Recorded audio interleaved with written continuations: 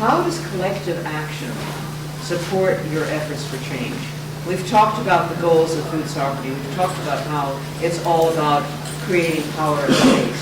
But how does collective action do that? And there's a so-called leader up there. They can knock them off, and nobody knows it. So you have to have a lot of friends and a lot of people that work with you. And people say, aren't you afraid to go into the clan area in the South in the 70s? If you have a lot of friends and they know where you are, and that's a collective thing. You work together. You'll have a lot of people. And like I told Joel, and he worried about it, I said, they can't knock us off. Is there ever a point where we should be afraid for our lives because we know too much? And I looked at John with the comforting answer, and he's like, no, there's too many of us now. They can't kill us all. That wasn't exactly the comforting answer I was thinking. But we've all done fine. so far. So, go in front of a favorite or a sacred shrine like we did in Madison, Wisconsin. The sacred shrine of dairy, tell how they polluted it by the bovine growth hormone 24 years ago. And immediately there was press all over. And it was in front of the Memorial Union where the largest gathering of people were. And I would hand out, and my daughter or someone else, up to 600-700 handouts of what it was. Are you willing to be guinea pigs for Monsanto and bovine growth hormone? American cyanamide. Yeah, American cyanamide at that time, which was later swallowed up by Monsanto. So these names keep changing. So the press was right there because I used what I learned in the civil right to carry up banner and or a poster and march around, and there were cameras everywhere. We couldn't get any press, so you kind of get to the gimmick. So now we use cows. It's just very effective. We have very, very good cow food of many kinds. And you march around, and in Seattle there was the chickens, there was the turtles, and all these people that got attention. So it's people working together and sometimes repeating the message. Like a Native American person told me long ago, they don't get it until you tell them 14 times. So it's repetition. And the other thing that goes with that is that people give up when things are the day is the darkest and the storm is on, but it's after the storm is when the sun shines. So you've got to go through that whole process and keep on. Now there's days of action. There's, for instance, in Cancun, which is the date? 7th of December. Yes, that there will be a protest at the C16, is it? yeah, Bob 16. Yeah, COP 16, follow up with Copenhagen, which is going to be a disaster, like the first one was. You can ask John Peck, he was there, and sometime maybe some of you were. And anyway, this will be an alternative conference, and what we can all do at home is organize informational events, however you feel comfortable, leading up to that and on that day. And all of that together will get some press. And that's how we learn. Can you just explain briefly what COP 16 is, for people who don't know? Why don't you explain that? You were at Copenhagen. Well, okay, so there's this whole process of dealing with climate change, the United Nations structure, and they've been having a series of meetings. The most recent ones in Copenhagen, and at these meetings, basically all the countries send their delegations, but then there's also a huge civil society component to it. Grassroots groups from all around the world are coming there as well to try to influence the process. And Via Campesina had a huge contingent in Copenhagen trying to explain that small-scale organic agriculture is a solution to climate change, which of course was totally off the agenda. It was not discussed at all. In fact, our government was there advocating manure digesters and biotech as a solution to climate change, the exact opposite of what we were promoting. But it's, and the meeting itself was quite a flop, as a lot of you realize. You're probably watching the media here. That Obama didn't even need to be there, because by the time he spoke there, no one could even see him. We had all been kicked out of it. There's just a few reporters allowed in. It could have been anywhere, giving his televised address to no one. The part of the challenge now is how do we pressure these official negotiations? And so Cancun's going to be another challenge for our grassroots, social justice, rural justice, food sovereignty movement to exercise our voice, make sure the politicians aren't ignoring us. And so once again, via Campesina and all the allies are going to be bringing a lot of people to Cancun to try to, not everyone's going to be able to go. I mean, last time Cancun happened, John Kinsman was on the terrorist list, so he wasn't actually allowed to go. The Mexican government, who knows what's going to happen in Cancun, but all of us, regardless of whether we're going to Cancun or not, can do things in our own communities. Like in Nassau, Wisconsin, we're going to be having a big educational forum. What are the real solutions to climate change? These are false solutions. Here are the real solutions. And that's something we can all do. And to be honest, what I discovered in Copenhagen is the U.S. is by far one of the biggest problem countries. We have someone running against their final goal who doesn't even believe climate change exists. He may win. I mean, it's so absurd. This country's so out of it when it comes to really understanding what's going on in the rest of the world. And so we have an immense obligation being, I tell people, we're in the belly of the beast. We have a lot of work to do here to educate our fellow citizens and try to change our leadership. And this is going to be part of the challenge built up with Cancun is how to do this. You all have, everything you're doing around food sovereignty, get to your Congress people, your local representatives, your newspapers, and start now. And that will put pressure on. We have to embarrass sometimes. The only way we can get the Congress people to do anything is to embarrass the hell out of them. And it does work sometimes, but we have to inform our people. Sometimes one-on-one is just as effective as, more effective than standing in front of 100 people. I think the collaboration efforts are very important, especially for groups that advocate for farmers, because they are such a small percentage of the general population, and the fact that there's so much corporate ownership of agriculture that those groups tend to dominate the policy. So when the Farm Bill is being written, or when international trade agreements that we've been talking about are being discussed, groups who advocate for sustainable food systems, they're not at the table, their issues are not adequately addressed. And so it's why we've always felt we needed so much to work with consumer groups. And because everyone eats. Everyone eats. Including farmers. Including We always forget that. including farmers. And so we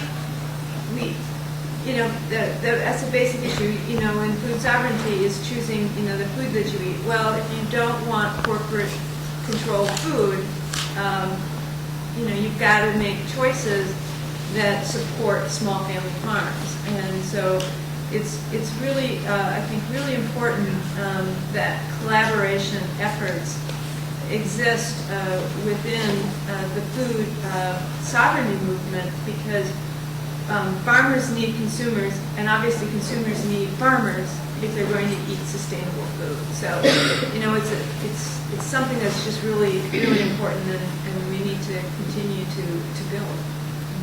Have you faced direct repression here, trying to organize and to inform and mobilize for food sovereignty? Right. Yeah, we get like some of the big Monsanto people and others will say, what you're saying is not true, that artificial hormones are different than natural hormones, and you're liable to be sued. I said, you're liable to be sued because you're feeding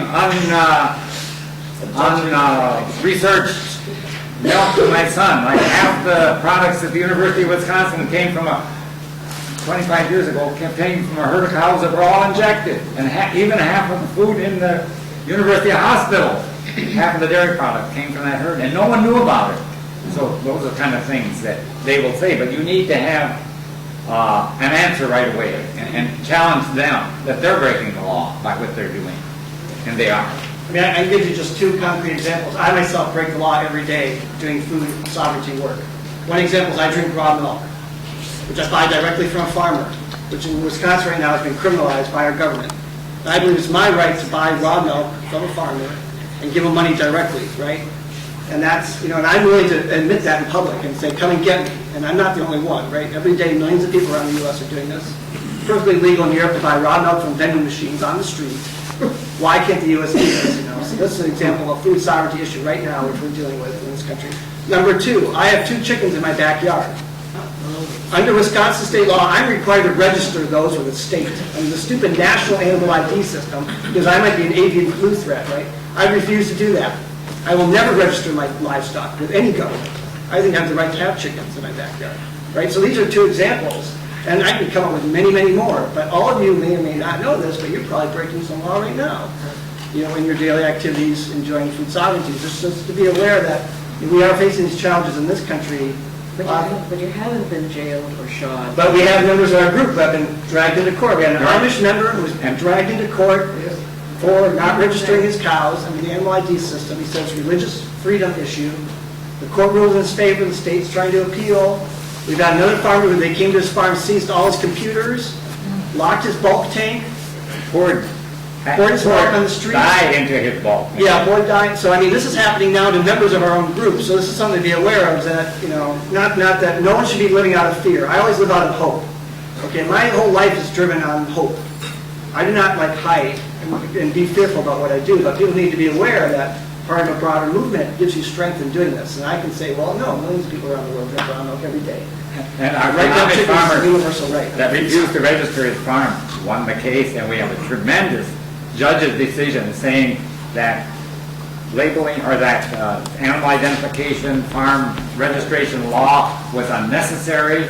It puts a burden on people. It also does nothing for food safety, for animal safety, or anything like that. But he could only win on religious ground. But the decision was tremendous. So that gives us something to use. It's a precedent. So those are the kind of things. But ordinary people like Vernon Hershberger,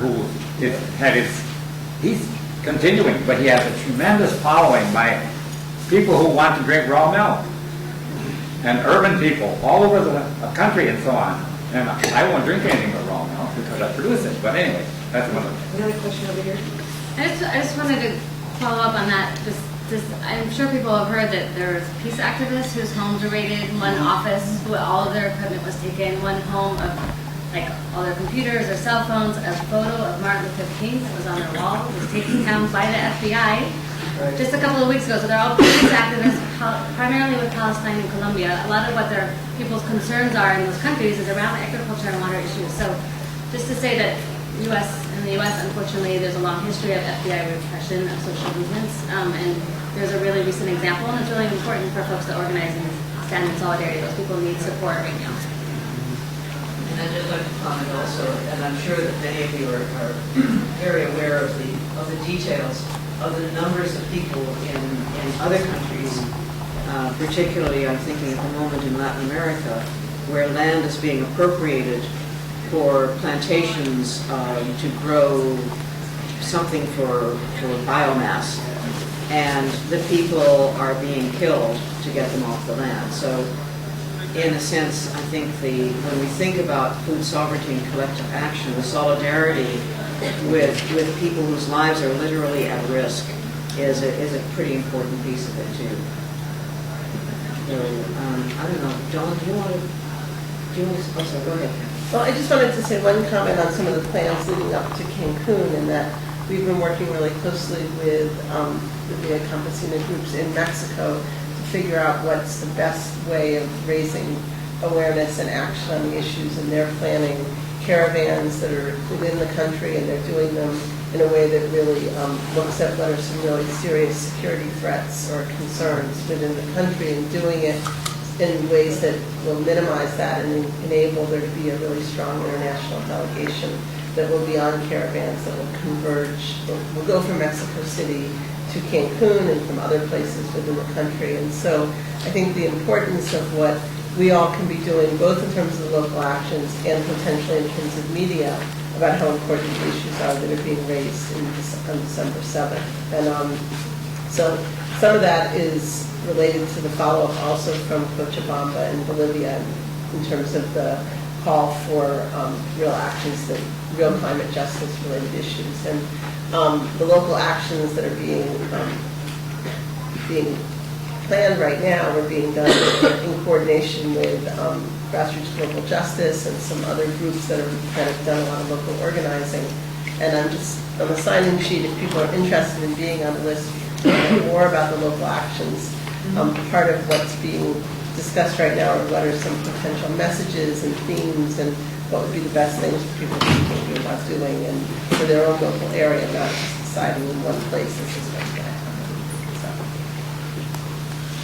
Are you passing this on? Yeah, I just did up a sign-up sheet, but just to know that's what the little last column means. If you just want to be on an information list, it doesn't mean you're going to plan an action now. It just means you want to be getting some of the follow-up information about it.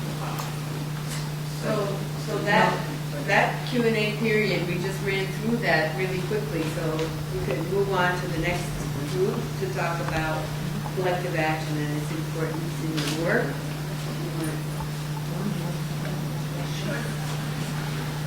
Okay, yes. I think with collective action for Indigenous tribal peoples, collective action is probably the number one kind of strength that we work from, the tribal values and social networking and what that means to us and how powerful that is. I think is really, really significant, and happy to know that that's kind of the framework of the question that you're asking for in terms of building a movement. Just before I left Chase, our people had been organizing an action in an area known to our people as Squaquaquot, and that means highest alpine mountains in our language.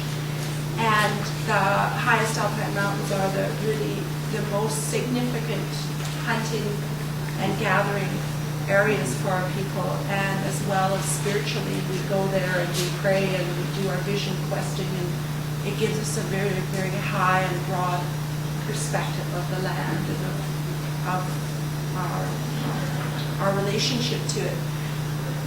But the Sun Peak Ski Resort, with the help of Nikon Cable, a Japanese investor, Mr. Okubu, from Japan, has gone and spent like $28 million in cooperation with the Delta hotels to develop this area.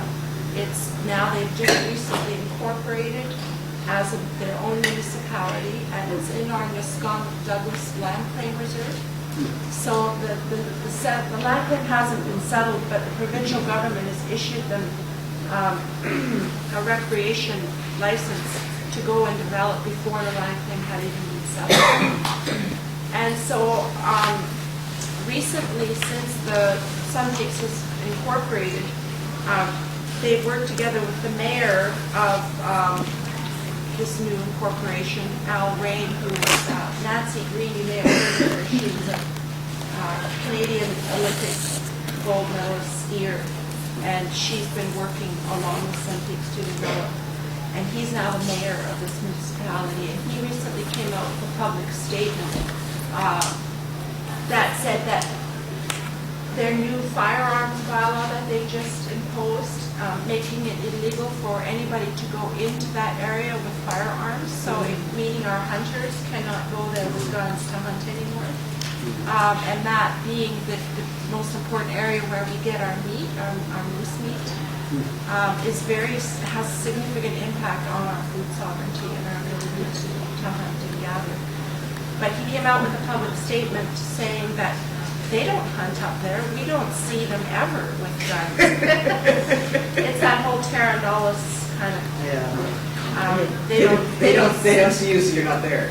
Yeah, we don't walk down Main Street with our guns, so I guess we don't hunt.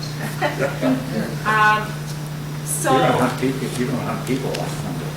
Yes, exactly. It's not something our hunters don't brag about. We generally are quiet when you hunt.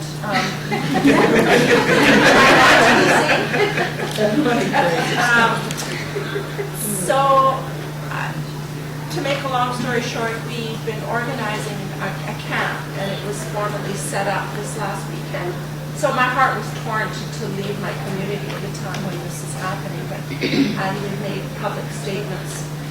But so I guess going back to kind of the access to land and thinking about collective actions and how we can work together. And some of the messages that I brought from the camp, we had a planning meeting last weekend up in the territory, up in the mountains, and our elders who were there, that was the strongest message, is we must work together, because the government's done a really good job at dividing us up in our own communities, and as challenging as that is, working together, and the youth, the young people, teaching them, spending the time.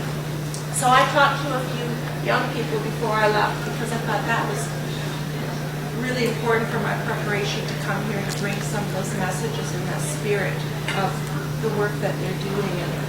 And one of the big messages that I got from my one of the young hunters who just recently did his first kill ceremony, and there's all the ritual around your first kill, and he almost had tears in his eyes. It's a very emotional process to go through that first kill, and you're supposed to do your offering, do your prayers, and then you give all the meat away, and you don't keep any, and you have to butcher it and do all the work by yourself. It's quite a big thing.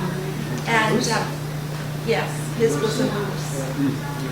But he looked at me, this young hunter looked at me with such love and compassion in his eyes, and talking about, the look in that moose's eyes just before it took its last breath.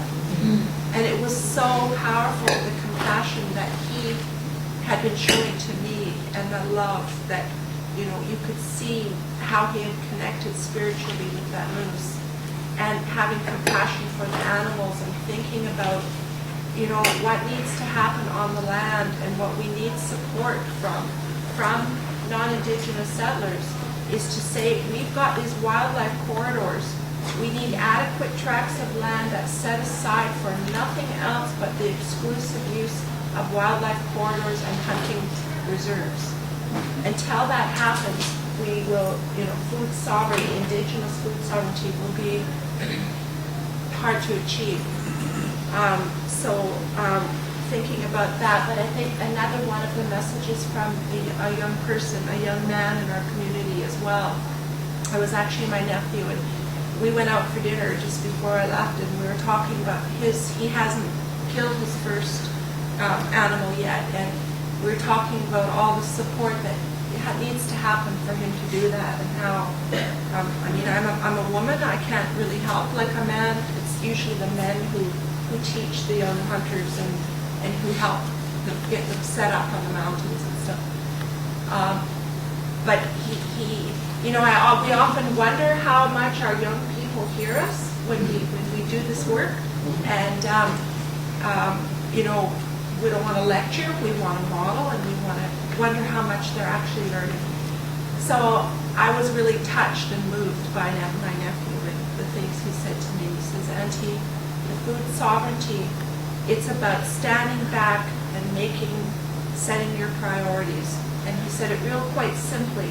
He says, we're living in this age of information, we've got all this technology, and we're constantly responding to it, and we're participating in this world that's just going too fast.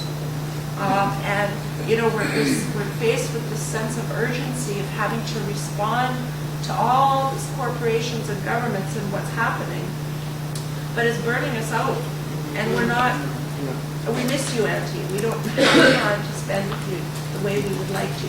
He says the world needs to stop and stand back and take priorities, and what's really important, and working with our young people is one of those priorities that has been named by our community. So I think, how we work together, how we prioritize spending our time, and for us as Indigenous people, we've had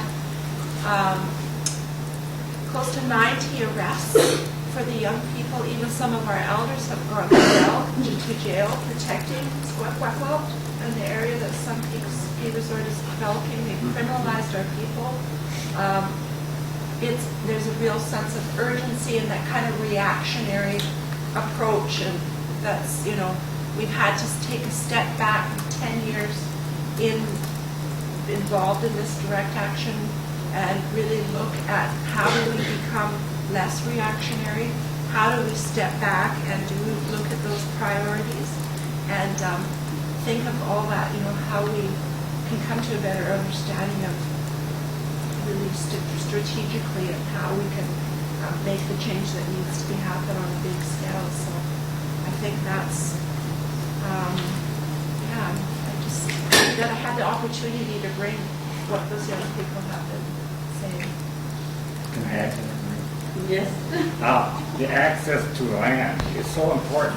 During the civil rights struggle, 40-some years, the only people that were able to stand up and provide a place for the civil rights workers to have a base was land. The farmers that owned land, the black farm owners, and I knew them. When that was gone, there was no place because they could kick them out, they could starve them because they had no access to food, the workers. So this is not only for you, it's for all people to take the land, what's happening. And especially the common land, that they say, well, nobody owns it, there's no title. And that's, we have to be aware and work together on all of this. And the one way we can do that is to ask questions about everything you buy. Where does this come from? And who does it affect? And as you ask these questions in a grocery store, we've had people that change the policy of a grocery store of where their food came from because we can't buy here anymore because you're not doing the right thing. And it only took 2 people to change a grocery store. So everybody can do something about how to ask questions. And the other thing is, all over the world they're criminalizing dissent. And that's a very serious thing. And that's more reason than ever that we elevate all these issues and talk about them and get other people. And the last thing is the faith community is the largest, what I call it? Unorganized. No. Captive audience. They're all the big faiths.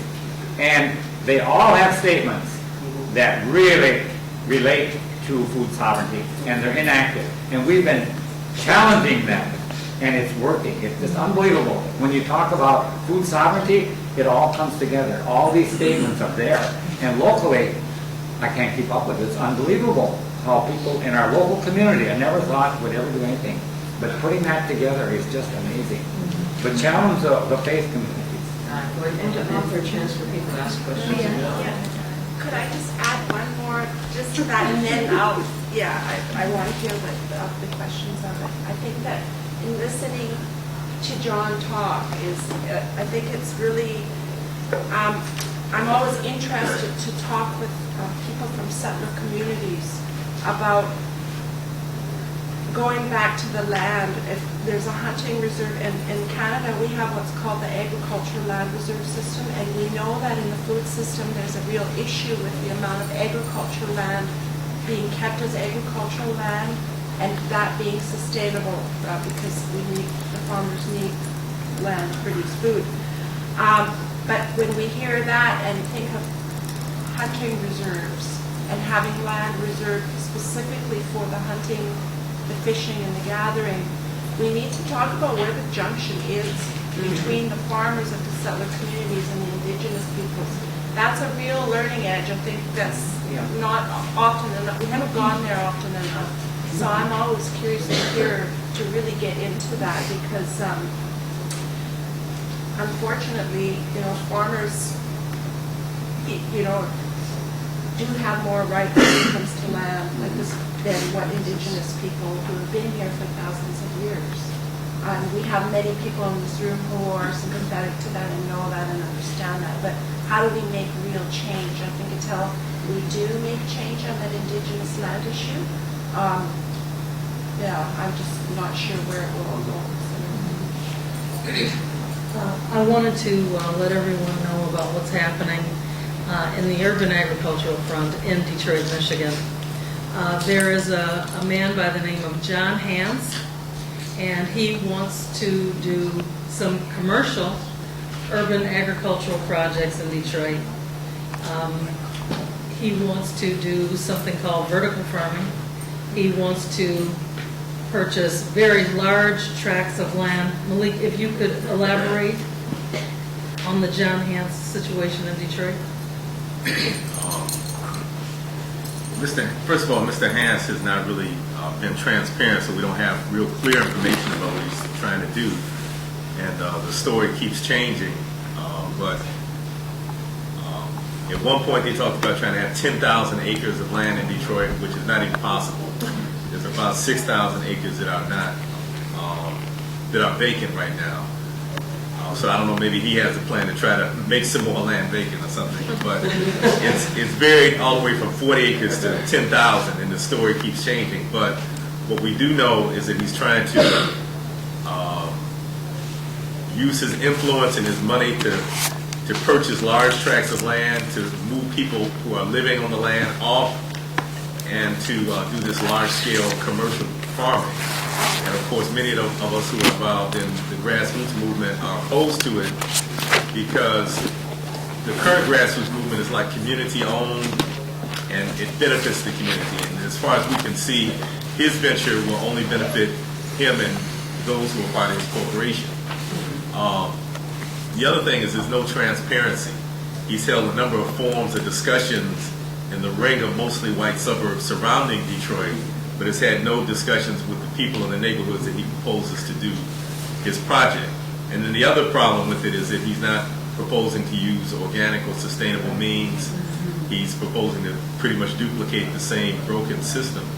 So, but because of the large amount of money he has, he's able to buy a lot of influence, and he's getting influence in the state legislature because we've been able to block him on a lot of levels within the city of Detroit. So now he's trying to go over the head of the city government and buy influence within the state legislature through something called the Right to Farm Act, which basically would say that no municipality could create laws that regulate how farming takes place within their own jurisdiction, that they have to submit to the state law. So there's a lot of real serious implications for it, and we just want to really shine a spotlight on that and encourage people nationally and around the world to oppose that effort and oppose similar efforts that might come up in other places. The ironic thing about it is that Hans and others are seeing the opportunity for commercial agriculture because of the great success of the grassroots movement. So he's really building on the momentum that we've created in order to advance his effort. But the other thing, the real insidious thing behind it is he said a few times that the real reason behind this is that what he's trying to do is buy land, hold the land till the value of the land increases, and then sell it. So it's really a land grab. And the agriculture, speculate. The agricultural aspect is really just the cover story for him to buy these large tracts of land in Detroit and control it and then sell it and make a large profit. So again, we just want to shine a light on that and encourage people to stay aware of it and to be vocal about it, to support it. When you hear of actions in Detroit, to stand in solidarity with us. Yes, sir. I think one of the backbones of what he's alluding to, the baseline is eminent domain. A lot of these municipalities are taking land under eminent domain, letting it sit idle, and when nothing happens, then a large corporate group comes in, buys it, and diverts it for their own use, which is the same thing that she said. The mayor now is proposing hunting restrictions. So if you don't stay with your local, state, and federal government, as far as eminent domain is concerned, this is what's going to happen nationwide. The other thing that is also unfortunate is that you're talking about land in many instances that was taken because of mortgage foreclosures. Mm-hmm. So you're talking about people who have taken a double, triple hit. And that is really it's just deplorable. And of course, there wouldn't be any connection between those who hold the mortgages and those who are buying the land. Right, exactly. Other comments? You asked discussed in the beginning how is collective action important to your work, and I've been thinking while we sit here, I just am organizing in New York City around child nutrition authorization, so federal policy dealing with school lunch. It's very different than this.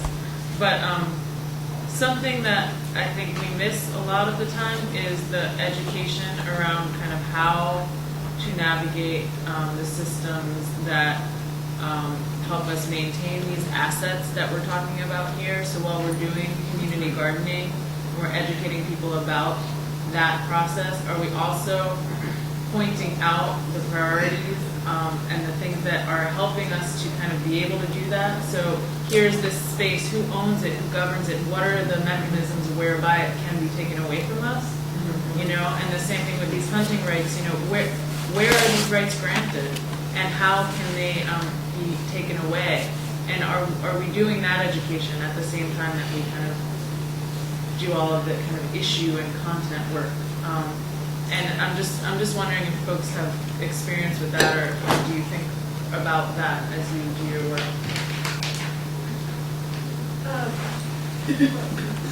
I also serve like the Dane County Food Council, as well as being on the board of the offenders, and I think there are certainly zoning is very important, and I think you said you've been working on different policies in Detroit about, you know, zoning. I think that may be is that one of your issues or not? Not zoning. That's it. Well, like in Madison, they're now revising their zoning code to incorporate some urban agriculture enterprise zones. And I know Cleveland has a good policy on urban agriculture, and I think the group has been looking at some of that language when they developed it. So I think, you know, what's different is you know, the Native Americans never owned land. It was collectively owned, and they used it, and they didn't necessarily build a house, or, you know, they had different areas, whereas European culture was all about owning property. And so the whole system of land ownership comes over from the European model. And so the Indians could never understand, you know, when they signed treaties, that, you know, they thought that they would, you know, they thought people were crazy about wanting to own you know, land and staying in one place. But that is the American system that's based on European culture. So yeah, there's a lot of different rules, and, you know, certainly eminent domain, you know, how you own land and things like that. But the public, the cities and counties do own property. You know, one of the things that we've been doing at the county level is to say, if there is county-owned land that at certain levels of tract, that new farmers be given an opportunity to rent that property, so that they have an opportunity to farm it, because a lot of the big farmers don't want to deal with tracts that are 10 acres or less. But for someone who might be doing vegetable gardening, that amount of land would be a great amount of land. So it's something that, you know, we're looking at in terms of trying to give new farmers an opportunity to be able to farm, and also to develop more community gardens on some of that property. Now, one of our members does work as a city planner in the city, and she is working on the land use policy. So it was actually not us directly, but a member of our group is at the city level. I just want to building the movement from the ground up, which is what we're here to talk about. And, you know, the number of years that it's going to take to have those rights granted by a court system, we're already going to be making it happen. It's something that's important.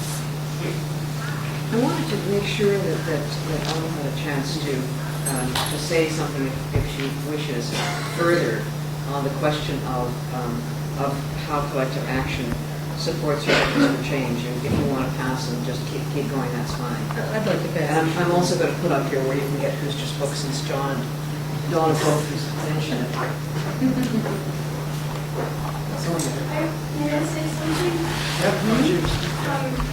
As a woman from the dominant culture in the U.S. and also in the world, I'm feeling really sad that I want to thank you for the words you've brought and how eloquent you were about the importance of slowness and sacredness. And I'm feeling really sad and discouraged that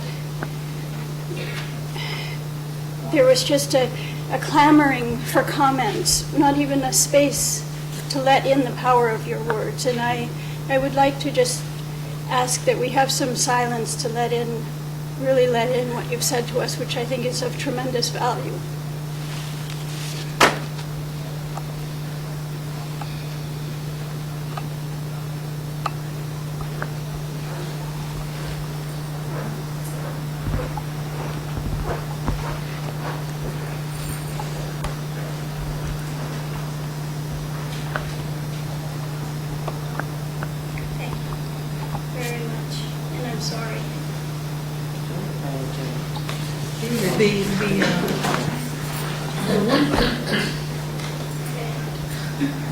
The one thing that we have been working on in Detroit Black Community Food Security Network, we've really kind of taken the lead in the Detroit area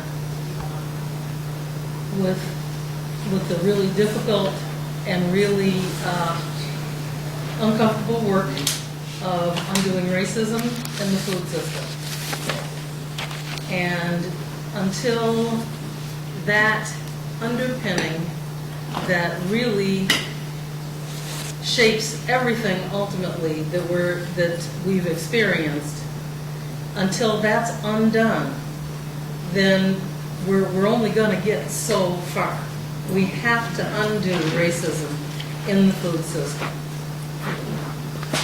And I would like to defer to Lila, who has been really instrumental in our group and in the Detroit area specifically, because she was the personal secretary to Mrs. Rosa Parks for 40 years. So if Lila could elaborate on the undoing racism conversations that we've been having. Well, I'll just correct, I was not her secretary, I was a volunteer, and to really extend Mrs. Parks' ability to be an advocate in the community, which was her life work. She never stopped working toward expressing the concerns of people who were poor and people who were treated in a way that was not according to the Constitution of the United States. But to go back to what John said earlier in terms of being informed by the civil rights movement in terms of what it means to work collectively, it's important that when we talk about a movement, that we continue to be aware of the root causes of inequity and disparity. And I think that it's very easy to live our lives without really thinking deeply, because we do some things that are intentional that we forget about the really structural issues that we're dealing with. And I appreciate what the indigenous people are doing in terms of looking at the right to live culturally within the frame of going against policy and federal structures is a huge undertaking, but it's an undertaking that can be different if we collectively participated according to our individual capacity. Understanding that is the hard part, is understanding how we perpetuate. Yesterday, one of the most powerful moments for me was when Rose, I don't know Rose's last name, Rose Linda? Yeah. Okay, when she talked about taking responsibility for who we hurt when we eat. And I really appreciate your asking for silence, because I think that when we say things and think about it, that we need to slow down and take the time to think about how we all participate in the racism. So the undoing racism in the food system is not about Detroit. It's about all of us, you know, taking that on. So it's automatically a collective issue, even though we have not framed it that way. We have framed it, our piece is Detroit. And Detroit is not the city of Detroit. When you talk about Detroit, you have to talk about the region, because so goes Detroit, so goes the region. And a lot of people don't understand that. So we need our food system to understand how each of you are part of the food system. Each of us, all of us, what we eat, what we buy, how we spend our money, who we spend our money with, all of that is part of the system. And it's not going to change until we personally take it on as a personal change issue individually. So it's easy to look out and point out in terms of what needs to happen out there. It's harder to point this way and say what needs to happen here. And so that's our approach, is we're dealing with personal change in order to make the collective change in terms of systems change. So that's what the initiative is. If you'd like to know more about it and join in with us in terms of working your system, we started out with a conversation initially, and it continued to be a monthly exchange with some training activities. And then we embarked upon a major training that was conducted by the People's Institute for Survival and Beyond, which is right here in New Orleans. And their model addresses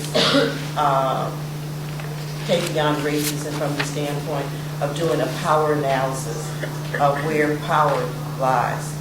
And in Detroit, we're experiencing a significant amount of corporate and power from the philanthropic community in terms of controlling what's happening. And so the power analysis was an excellent tool for us to begin to look at the individual organizations in terms of what was happening and how it's happening from a perspective of how power is used. And so based on that, we're continuing to bring other people into the conversation, and we've identified some separate caucus groups, so that there is a white caucus group that's looking at working on personal change around issues of white privilege and having conversations in a space that includes just white people. It's very different work for white people to work with white people. It's so that we have that space, and then we have a people of color caucus that is just starting up to have those conversations so that people can support one another and also define, again, some of the internalized racial oppression that goes on where people of color continue to perpetuate their own oppression. So that's another work that deals with the understanding and the healing work, and then also the coming back together for the collective action work. So we're in the process of going into a strategic planning next Saturday, and we will be doing specific, more targeting and strategically looking at what it is our work and our collective action will be. And we will use this forum of putting out there what our collective action is, so that this effort to do undoing racism in the food system can be more internationally embraced and impacting. So that's kind of, I could go on and on because it is a passion for me, because my relationship with Mrs. Parks was very much a way of being informed. Mrs. Parks was a very powerful person. She did her work very much in the background, and we labeled her work quiet strength because she was constantly doing her work in a quiet way that really Dr. Martin Luther King expressed the work more outwardly, but Mrs. Parks was behind the scenes, and she wrote a lot of C.D. Nixon's speeches, and because women were held in the background for so long, there's not a real understanding of how her work related to Dr. King, and there's a lot of commonalities in her work, and so I have learned from her the importance of allies and the importance of helping white people understand their relationship in terms of being able to step up and step back and to be able to be supportive. And as Malik teases me about this, but I am very passionate about holding white people accountable so that they understand how important it is that their voices be heard and that they speak up when things are not in order. And so that's why I said you don't need to apologize. We need to thank you for speaking up. You're welcome. Thank you.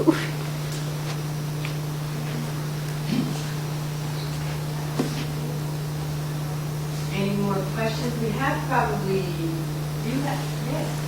Thank you. Yeah, I'm Steve Bartlett. It's great to be here with you all.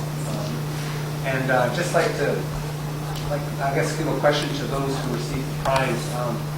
In terms of the U.S. Food Sovereignty Alliance that's trying to come together and create a space for this kind of solidarity, grassroots, how could we as Alliance be helpful to educating people about the issues of, lands that are important for wildlife corridors, for hunters, sustainable. I think we would be very happy to convey that information and also stand in solidarity as much as we can with that struggle, as well as with the land issues and the struggles of folks in Detroit. So just throwing that out, that's kind of our vision of how we see the U.S. Food Sovereignty Alliance as a space where that kind of solidarity can take place. So I just like to say that, and some of you have been in some activities where we've discussed the Food Sovereignty Alliance, and I just like to say that that's kind of our vision, is being a means of creating that solidarity. Having people-to-people exchanges, having people get to know each other in their different struggles, farmers and pastoralists, people who need land for hunting, people who need land in the community model of agriculture versus the corporate model of agriculture that wants to impose itself in Detroit. So.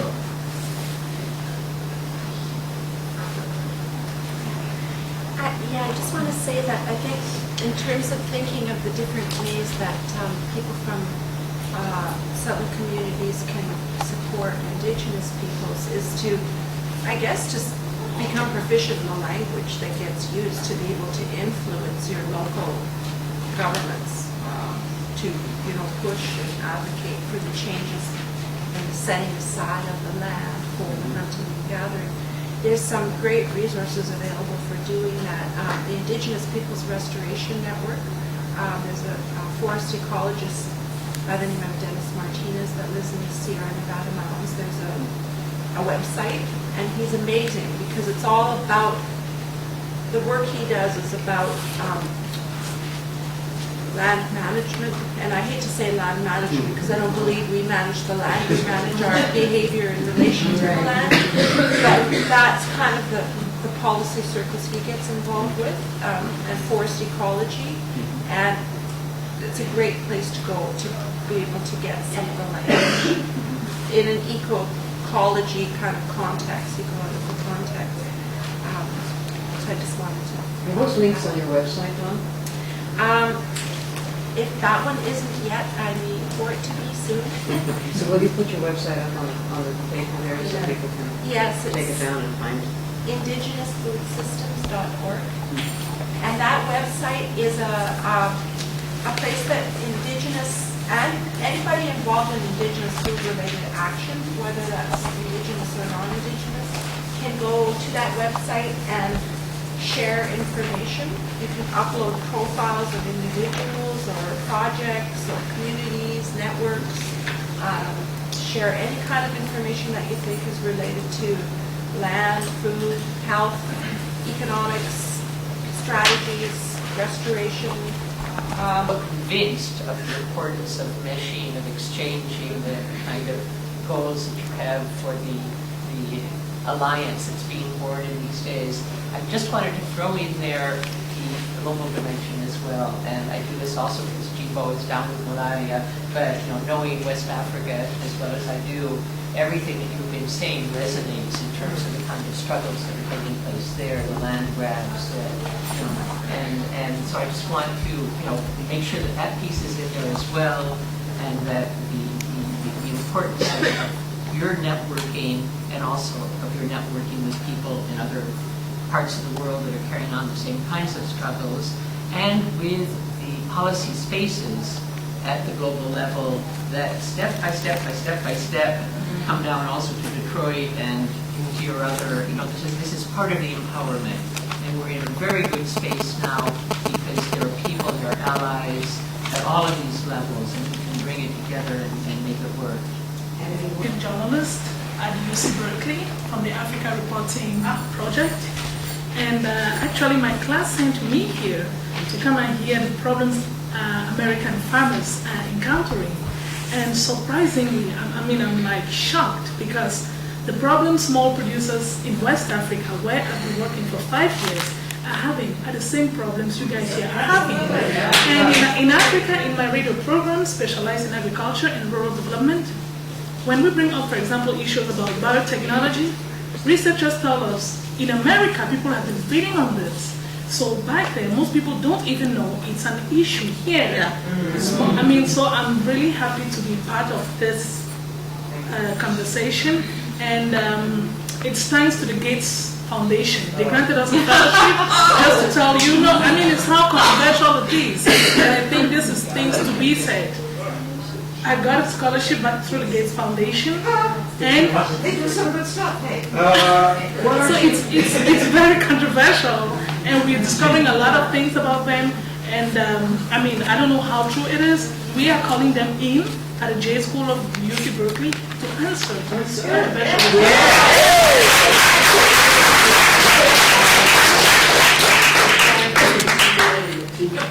That's very good. Sure.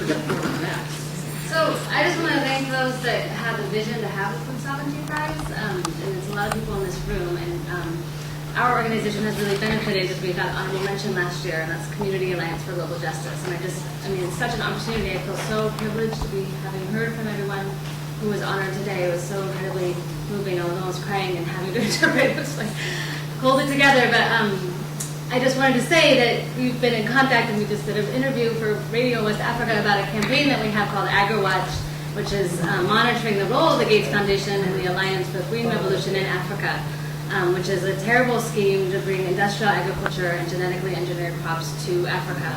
And we're really trying to build pressure on them today. Now, if you can help us, you can play a part in the collective organizing that we're doing. By signing onto a letter that we're sort of building on having exposed that they just bought 500,000 shares, $23 million worth of stock in Monsanto, building on ties they already had, deep ties that they already had, which I'll be presenting more on. You can see some of it at this International Links session later. But anyway, I have a letter. There's also an online petition, and this just is one of many things that we're trying to do to build the momentum to really send them a strong message that it's completely unacceptable what they're doing in Africa. We need to stand in solidarity with ROPPA and all the other organizations that have been fighting, for so long for organic and small-scale agriculture. And there's a lot we can do here. The Gates Foundation and our government are pushing hard for GMOs to be just forced on Africa, where for the most part, and conventional agriculture. But anyway, it's just really important, and all of you can play a role. So I'm going to hand out something to you as you're leaving today. Thank you.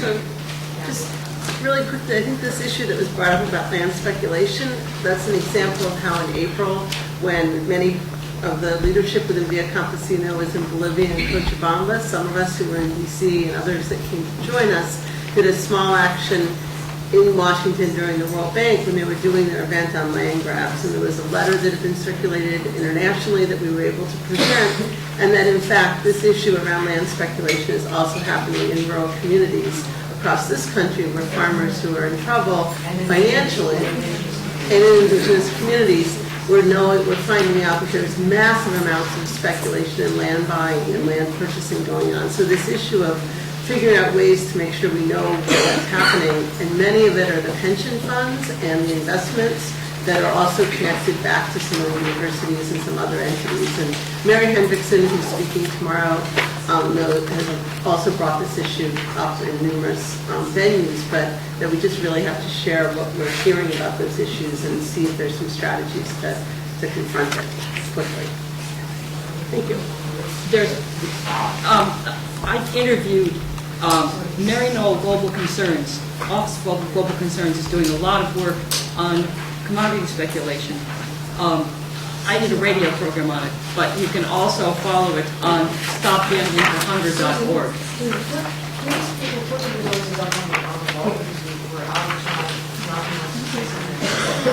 Fair trade, when urban gardens demand fair trade price for everything you sell. We are doing it locally, and the people are excited. And believe me, if you ask that the producers of food, whether it's family farmers or urban gardeners or anyone, you can get they never ask enough to live on. But if you give them that amount, it's funny how they can still sell and make some money. I mean, and the consumers will really appreciate that. It's just tremendous using the food sovereignty principles.